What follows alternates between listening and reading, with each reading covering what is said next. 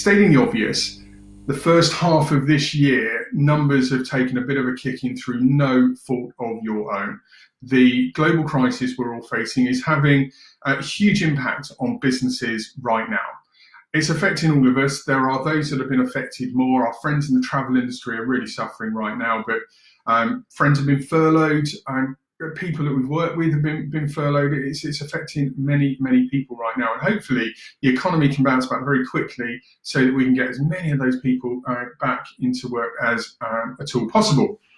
I want to be talking today about how you can ready your brand for when post-lockdown lifts, and it's important for a couple of reasons. One, we heard yesterday, lockdown continues for another 3 weeks. There'll be those that are just pressing pause on everything right now and kind of waiting to see what happens with all of that, rather than realizing the planning to take a big proposition to market and collecting that content and shaping it and strategically making it sound, that can take about 6 to 8 weeks. So the question I put to you is, do you want to be the boardroom that when lockdown is lifted, you're at a position where you can hit go? We're starting to get back to a bit of normality, and you just press a button to say go on a campaign, and the content goes out, and you start to avail on the opportunities that will be there in the second half of this year. The economy will come back. It might take some time, but it will come back. The government are doing a lot to prop it up. Or do you want to be the business that waits for lockdown to be lifted before you start discussing any of this?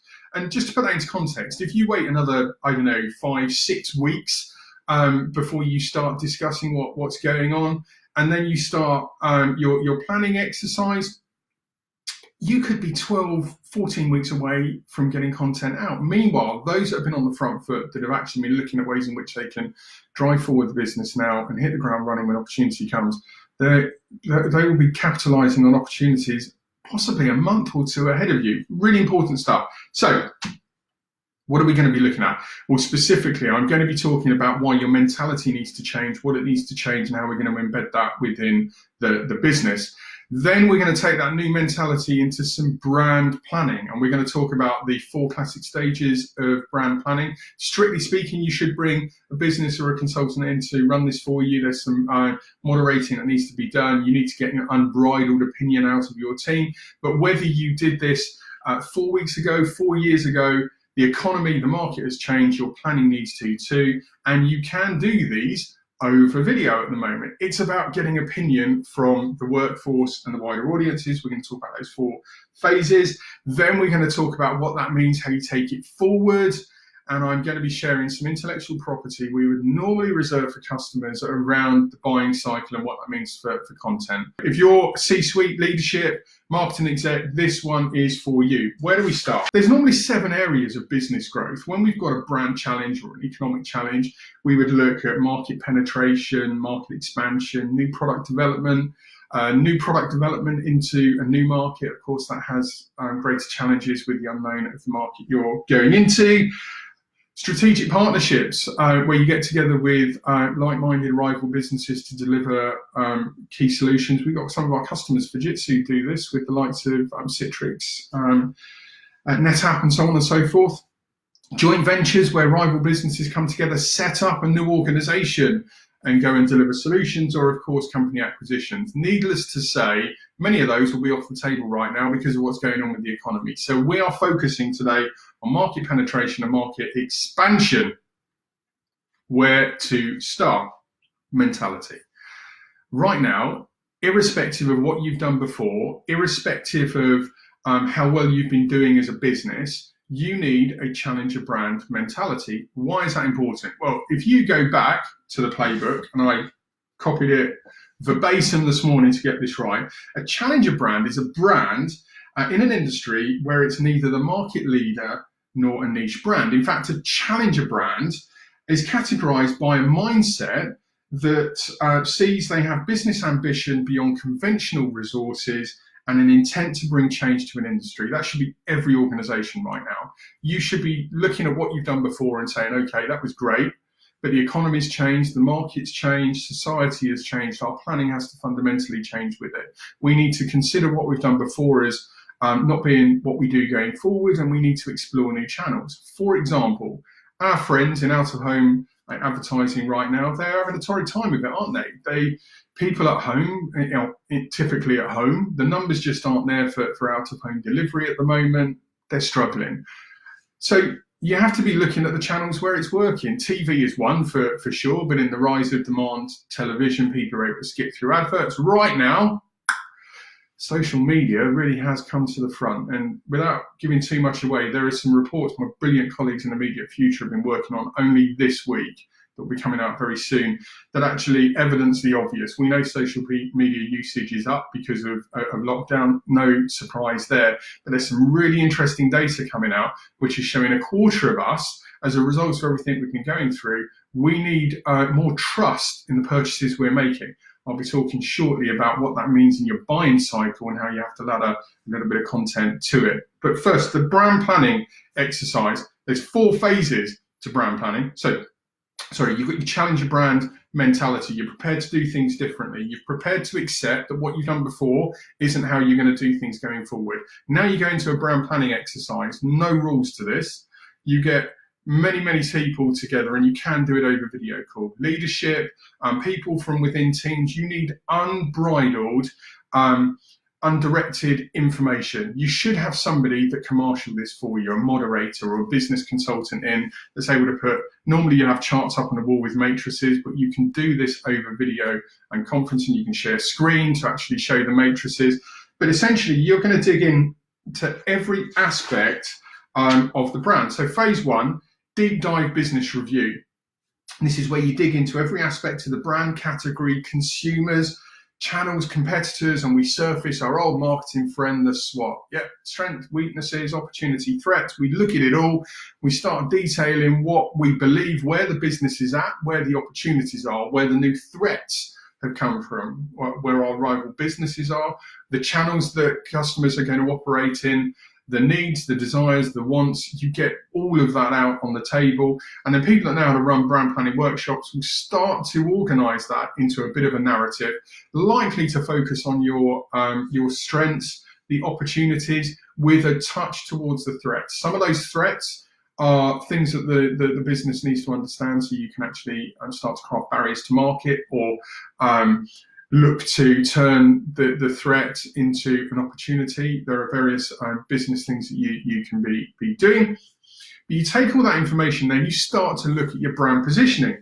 And step 2 on brand positioning would be where you start to decide on your consumer profile, both the rational and the emotional benefits, and you try to narrow your to a brand position or a brand statement. And we would normally have this as an overarching message, probably internal at this stage, but an overarching mantra which hangs everything together, that all of your activity, all of your comms can hang from and sit underneath, ensuring that what you are going external with, as a collective of messages, as a collective of stories, they strategically resonate to the overarching message, which is aimed at taking you in your newfound direction as a business. Once you've got that, now look at phase 3 of brand planning.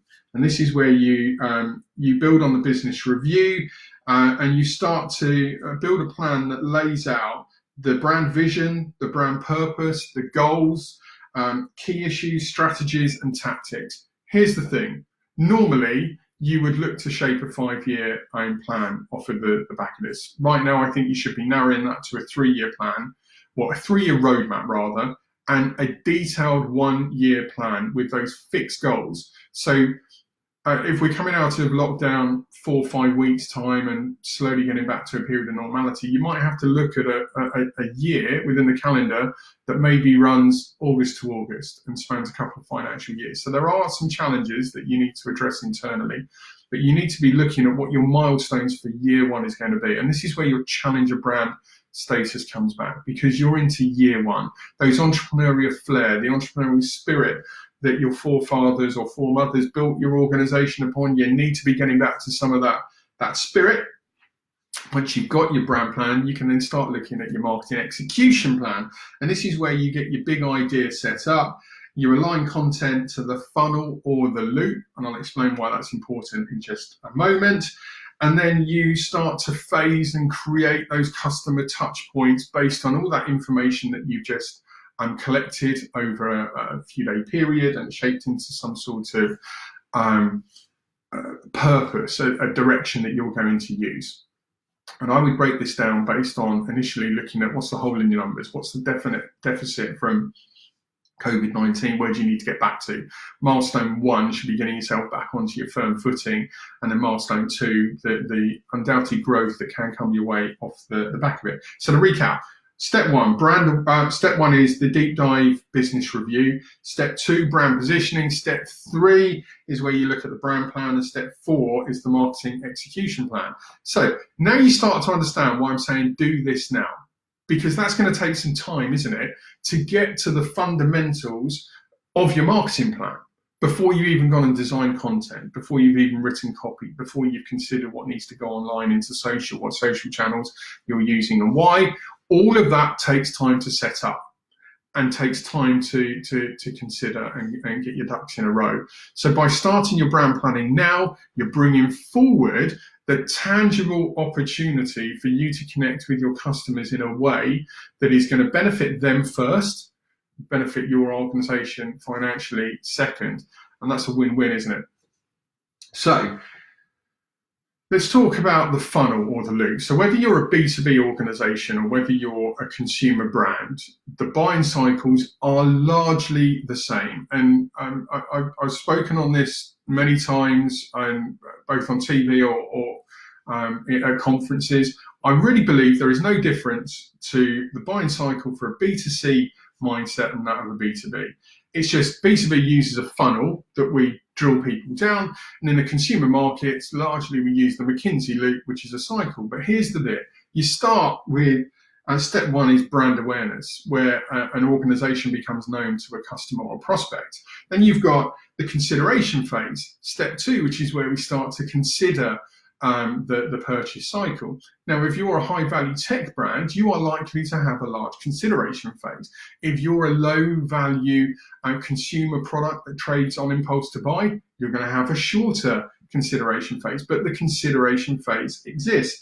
That then takes us to the moment of purchase, or as some say, the trigger. And then after that, you've got the loyalty loop, which brings customers back to the brand, whether that's utilizing adjacency marketing, helping to speak to our customers about other offerings that we've got or other products and services that may resonate, or whether that's add-ons to their existing product. There's a lot of brands that forget about the loyalty loop. They kind of focus on getting the transaction and then they forget about the next phase, and they rely on just email loyalty tactics to perform what honestly should be an integrated exercise across a number of your communication channels. I mentioned earlier that there's some data coming out showing a quarter of us are, I don't know whether we're more cynical, but the data shows that we need greater trust in purchases. So translated, that means there's a longer consideration phase. So if you're a brand that's had a single post or a single advert going out that you just bought media against for your awareness exercise, and then you've had just a whole myriad of tactical stuff going out, buy now, buy now, buy now, I can tell you now that tactically that is very flawed, and it's not going to step up. It's not going to stack up to what customers want, buyers try. Look, you're going to transact, you're going to get numbers. I'm not saying you won't, but if you change the approach, if you look strategically at how you communicate and when you communicate, your numbers will go up. Please test me on this, try me on it, give me an honest run, and I will prove to you, we will prove to you in the immediate future that this will benefit your organization commercially. You need to create content based on the stages of the funnel or the cycle. You need awareness content. You need content that waves to your customers and prospects. It says, hey, look at us, we're over here, we can help you. We have a mantra within Immediate Future. Here's the first piece of intellectual property I'm going to share with you today. Sleepless nights. And no, I don't mean solving amnesia in the literal sense. We look at customers and what are the sleepless nights that the brand's product or service solves. So, for example, you need to create content for the awareness stage, and it won't just be one post, it won't be one ad set. You need to think about all the different entry points, going back to your brand planning, all the different entry points that your customers have, where they undertake them. how they undertake them, and how did your product or service solve problems. For a jumper, it could be keep you warm, for example. Maybe something that you want to do with that. In the tech world, the innovations coming through with artificial intelligence, what are the fundamental problems that's solving? Everyone knows AI is innovative and breakthrough. We all understand that. But what are the fundamentals that it's solving and why? Create content around those solutions. I promise you it will resonate more with your audience and you'll get more engagement and future transactions. But you've got awareness stage content, the content that says, hi, yeah, we're here, you didn't know us, but we can help you. You've then got your consideration phase content.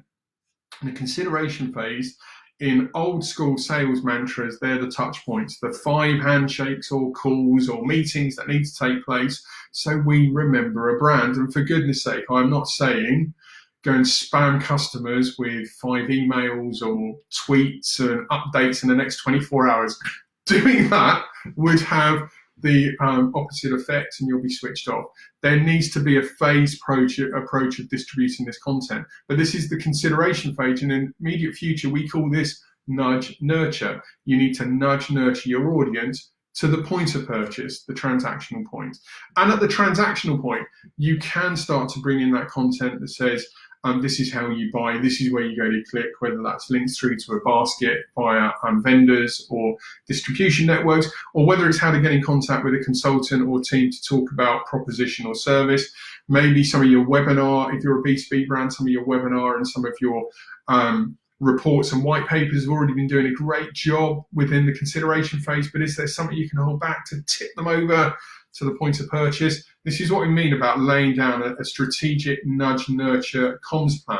But that has to align, taking it right back to the purpose of this live, to the brand planning, what your customers are doing, their emotions, their traits, all of that sort of stuff.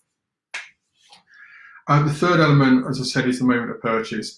Please don't overdo this. You're nodding towards the buy now. If people really want to buy your brand and your product, I promise you, we're all smart individuals. We will figure out how to use the internet. We'll pick up the phone. So this is a slight nod, making it easier. So don't go OTT with call to actions on social. It has an adverse effect.